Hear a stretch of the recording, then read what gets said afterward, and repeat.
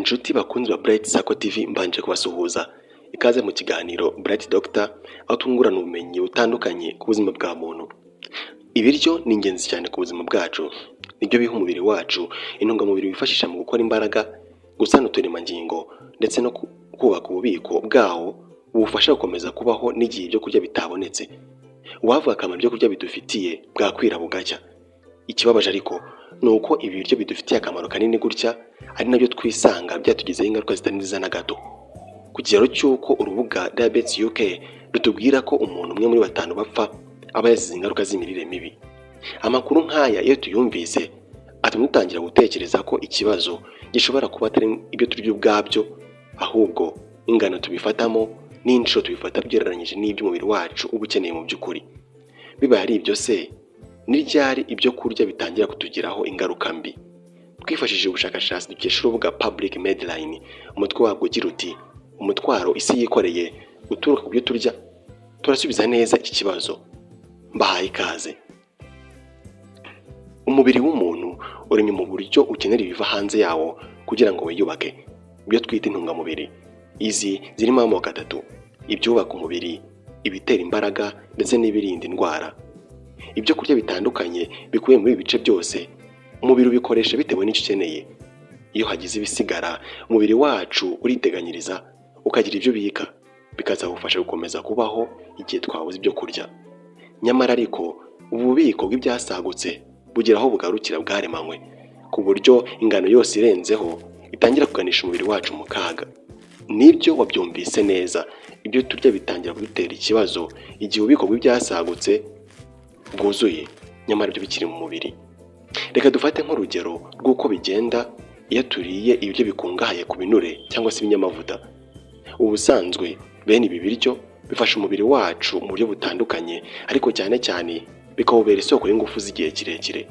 Nyamara kurya ibinure cyangwa se ibinyamavuta birenze ibyo umubiri ukeneye kenshi kandi mu gihe kirekire, yego bifasha umubiri kubona ingufu zihoraho ndetse zisigaye zikabikwa mu turemangingo twabugenewe. Ariko ikibazo, izisagutse bigenda bite?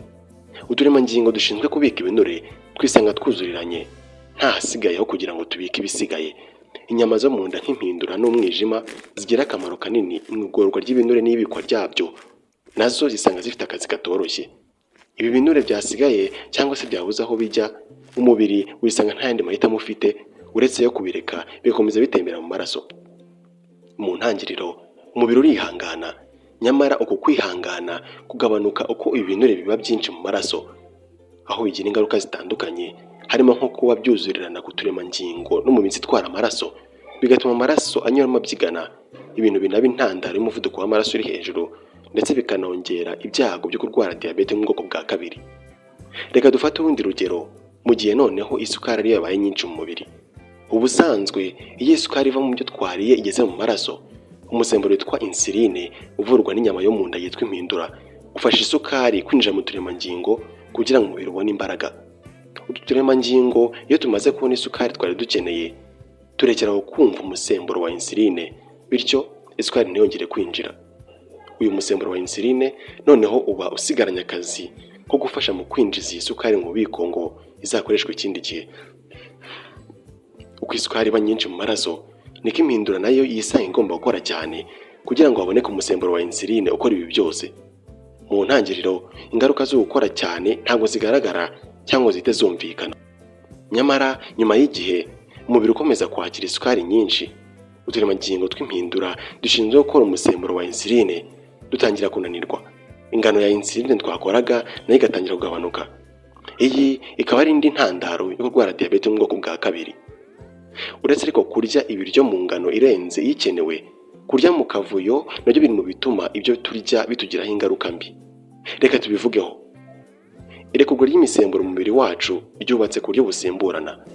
Imisemburo ituma twumva inzara irazamuka, tugashaka ibyo kurya, twamara kubona ibihagije ikagabanuka, tukamenya ko duhaze, tukarekeraho kurya cyangwa se guhangayikira ibyo kurya.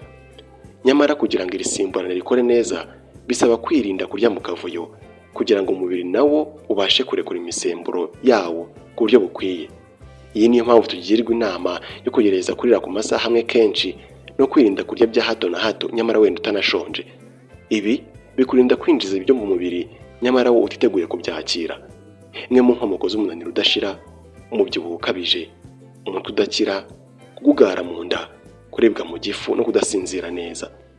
Dukurikije ibyo tumaze kumva aho tugeze aha, twavuga ko ntacyo umubiri wacu uba utakoze, ariko bikagera aho kwihangana bikawunanira.